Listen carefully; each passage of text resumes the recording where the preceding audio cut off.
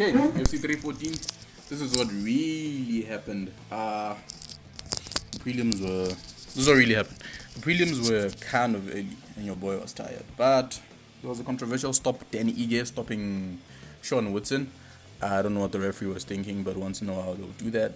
Yan Xiaonan, totally wrong about that. Thought she was gonna win, but yeah, that didn't work out. Chase Hopper, veteran versus young prospect. We typically know how that turns out. So that happened. Those are the prelims, and Julian Erosa took out Darren Elkins by TKO KO. And now to the point where I want to talk and break down exactly what really happened. We were supposed to get Jeff Neal versus Carlos Prates, but that fell through because Jeff Neal got hurt.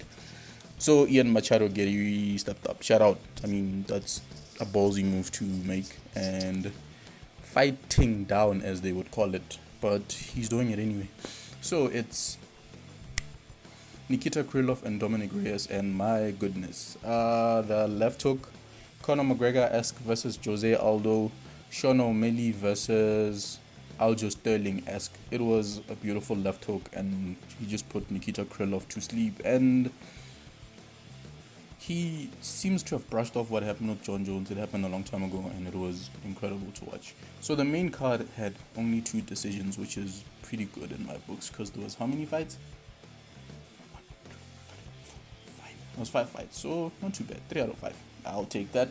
And then Bryce Mitchell fought Lord John Silver, and I think since the whole thing started, like, John Silver was oozing with confidence, and the whole time Bryce Mitchell looked rattled. He didn't want to shake hands with him during the rounds. I mean, you don't have to, but it's a bad look in terms of sportsmanship. But man, I don't know, like the commentator said it best. That was a championship performance. He was striking with him when he wanted to on the feet. He was making him uncomfortable on the ground as well. I didn't see Jean Silva in like trouble, like ever, like at all. I think he actually rocked Bryce Mitchell a few times, and then he choked him out with that ninja choke. It's like a front headlock choke. It was incredible, and he actually got knocked out while he was tapping, and you can just imagine the squeeze on Jean Silva. So that was incredible to see, and he's been saying that he's gonna win, and he was barking the whole time. It was crazy. And then Patricio Pitbull made his UFC debut against Yair El Pantera Rodriguez, and it was entertaining. I'm gonna say it again. Rodriguez has the best kicks in the game. Patricio looked gun shy most of the time because he didn't know what Yair was gonna throw next, and that must be super uncomfortable because you are in the elite of the elites. I don't know if it's an age thing, because I think Yair is 32, Patricio is 36 or 37. Could be more, could be less. I'm not sure. But Yair just showed him that there's levels to this. It was crazy. I mean, Patricio is a 2-division champion from Bellator, but I guess it goes to show you how the UFC is levels above everyone else. I mean, the recent prospects that came through, they find out the hard way. You take a number 5 ranked guy and you think, I'm just gonna blitz through, but that's just not how it works. And the co-main event of the evening, which was a 5-rounder, I had no idea that was going to be that. Michael Chandler versus Paddy Pimblett. I was one of the people, I was one of the doubters, because like Sean O'Malley at times, it feels like the UFC does. They call it Dana White privilege, so it feels like they both have it. But today, I don't know, Michael Chandler didn't look like the Chandler that we know. I'm not saying he should throw caution to the wind and get tagged. He was more reserved today, but for the most part, he also didn't know what to do, because when he was trying to take Paddy to the ground, that wasn't working. When he was standing with him, that was also not working. And it's rare to see Michael Chandler like that. And credit to Paddy Pimblett for making Chandler fight the fight that he didn't want to fight, and pretty much rearranged his face. The fight was stopped in round 3, and I couldn't believe it, and it was incredible. Shout out to Paddy Pimblett.